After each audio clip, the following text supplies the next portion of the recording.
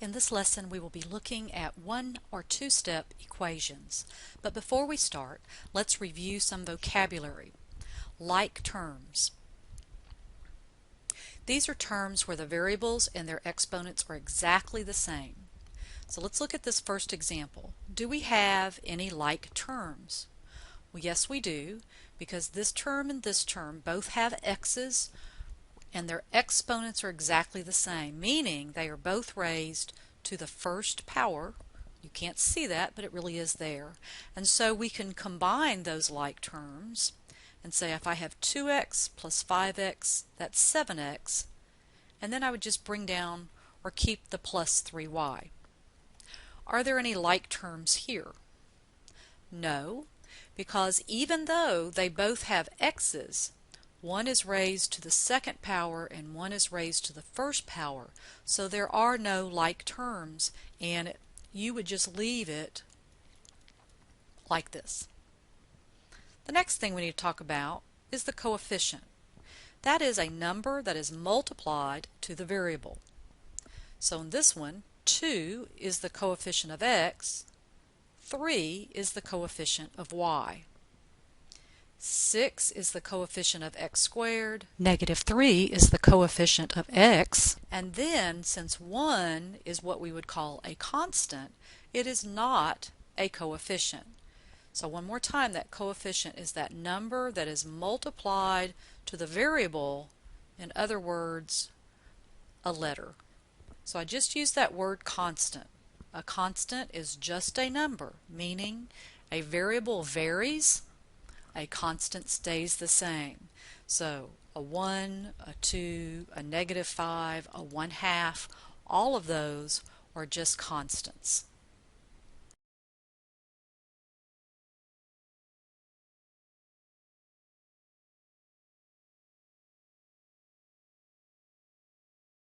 The next thing we need to look at is what's called the addition property of equality. Very important when solving equations.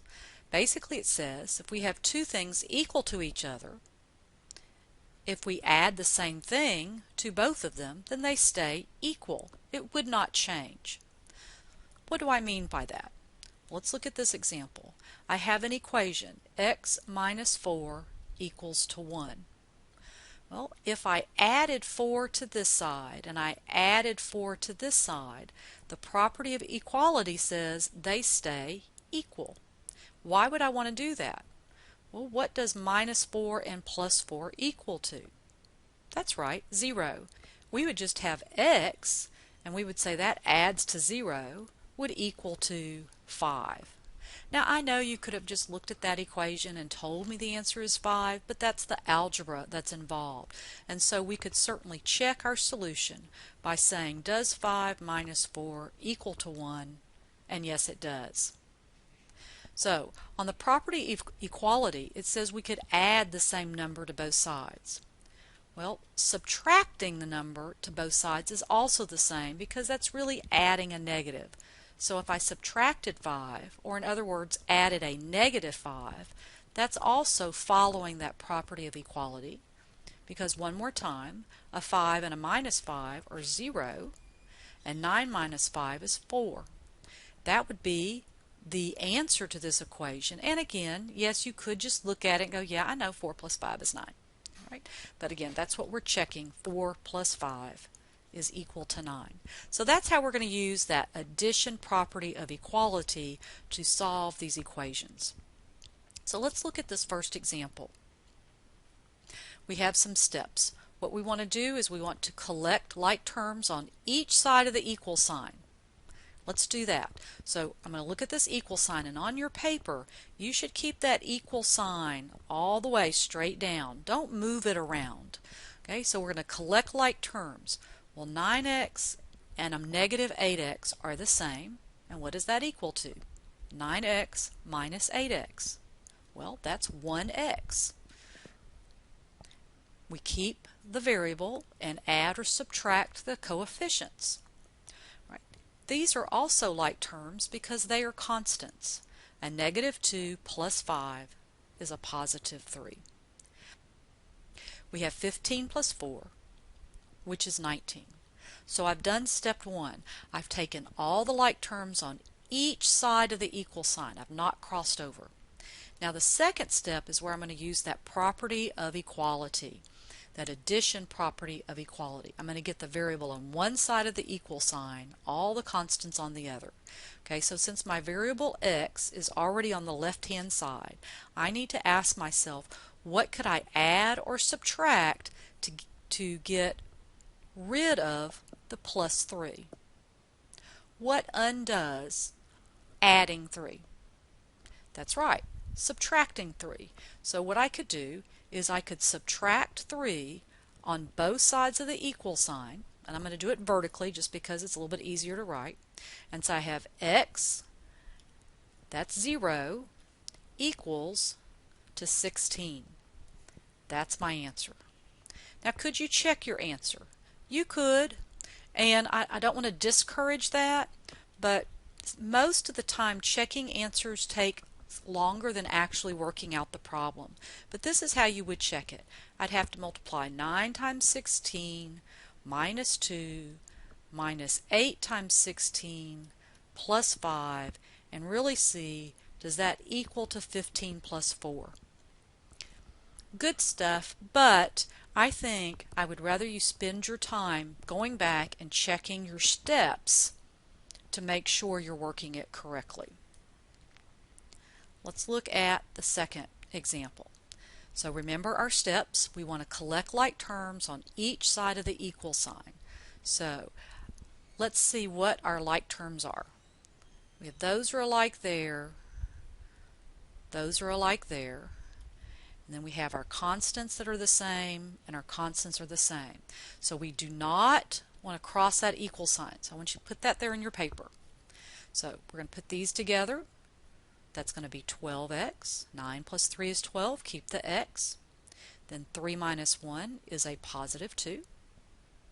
On the other side, 13x minus 2x is 11x. And 6 minus 4 is positive 2. So notice I did not go across the equal sign. I'm just collecting like terms on each side of the equal sign. Now that second step says I want to put my variables on one side and numbers on the other. That first example, I only had x's on the left. Now I have x's on the left and the right. Well, since I have 12x on the left, I think I want to get them all on the left side. So since I have a positive 11x here, I could subtract 11x because 11x minus 11x is 0.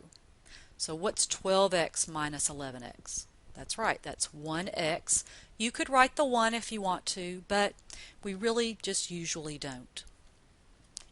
Okay, that's 0. That's what we want, equals to positive 2. Now I've got my x's by itself on one side. On the left, that means I need to move my numbers to the right. Well, again, if I have a plus 2, I'm going to subtract 2 on both sides. So I have x, that's 0, equals, and what did I just say that equals to? You're right, 0. So we have x is equal to 0. That is a legitimate answer. You could have $0 in your bank account. That is an answer. So again, we could check it, and since it is 0, that's probably an easy thing to check. So let's go ahead and do that. So everywhere there is an x, I'm putting in a 0. Now why did I say that's easy? Well, because what is 9 times 0? 0. 3 times 0? 0. So that's 2. That's 0, that's 0, and 6 minus 4 is 2. So I got a true statement, so I know that answer is correct. Am I going to make you do that checking? No, because again, most of the time, that takes longer than working the problem. I just want you to be careful, go step by step, and at the end of that problem, you should be able to take your pencil and draw a vertical line down your paper through all your equal signs. If you're looking like this, then you're probably not doing good practice. Let's look at the next example. Oh, now we have parentheses. So we want to clear our parentheses by using that distributive property. that you should have learned previous to this class, meaning I need to distribute the 5 over the 3x minus 4 and distribute the 4 to the 5x minus 2. I'm only distributing it to the parentheses. That 5 is next to that parenthesis. That means multiplication. So I have 5 times 3x, 5 times negative 4. Then I'm going to bring down the plus 4x. Then I have 20x minus 8 minus 9. Now my problem looks similar to example 2. At this point, I want to collect like terms on each side of the equal sign. So I have my x's over here, and on the other side I have some constants. Right? So what is 15x plus 4x? That's 19x, and I bring down my negative 20 or a minus 20. Then here, that's the only x term I have. But I put those together. Remember, a negative and a negative, you add and keep the sign. Again, at this point, I want to put my x's on one side. Now, most teachers say, oh, just put them on your left every time, and that's okay.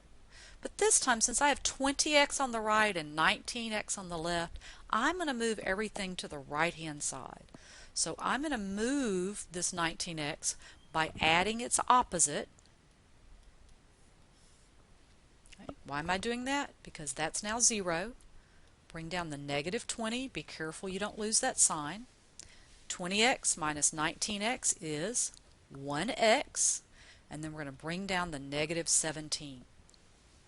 Now I've gotten 1x. I need to get it by itself, so I need to get rid of this negative 17. So I'm going to add its opposite. And negative 20 and a positive 17. Now we have opposite signs. What's that rule say? Subtract and take the sign of the larger number. Equals x, and that's 0.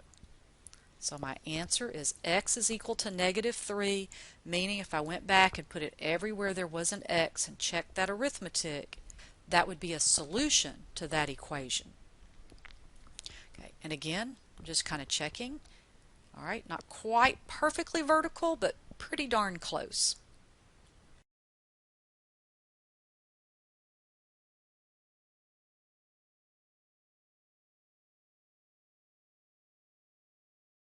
Let's look at our final example.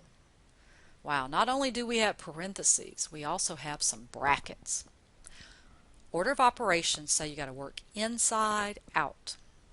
So the first thing I'm going to take those big brackets and let's work on the inside of that. So I'm going to distribute, and on this side, since I've only got that set of parentheses, I'm going to go ahead and distribute there. So I'm going to bring down that 2. I'm going to keep that bracket. Then I'm going to have 6x plus 3, and now when I distribute, I'm going to multiply not by 2, but by negative 2. You want to take that sign with it. So that's negative 4x, and a negative times a negative, that would be a plus 6. On the other side, I'm going to distribute that positive 2. So 2 times x and 2 times 4. Am I ready to collect like terms? Well, kind of.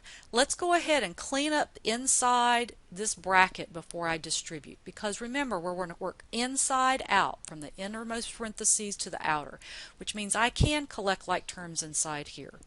Okay, so 6x minus 4x, that's right, that's 2x. 3 plus 6 is a positive 9. On this side, I'm going to go ahead and put those together. Now at any time I'm going too fast, you can pause the video, rewind, listen to it again. Alright, I'm going to keep going. We still have those brackets. Those brackets are just like parentheses, so I'm going to distribute again. So I have 4x plus 18 equals 3x plus 8. Now it doesn't look too bad. Where do I want to put my x's this time? I think I want to put them on the left, so I'm going to add the opposite of that 3x. So I'm going to get 1x plus 18. That's 0, and I have a positive 8. I want to get that x by itself, so the opposite of positive 18 is negative 18. So I have x, that's 0, equals, one more time, a plus and a minus, subtract, take the sign of the larger number. So just to review, if you have parentheses or brackets, you want to clear those parentheses or the brackets, right? You want to collect like terms on each side of the equal sign, and then you want to what's called isolate the variable, which means get the x or a or b or whatever letter we're solving for on one side of the equation by itself.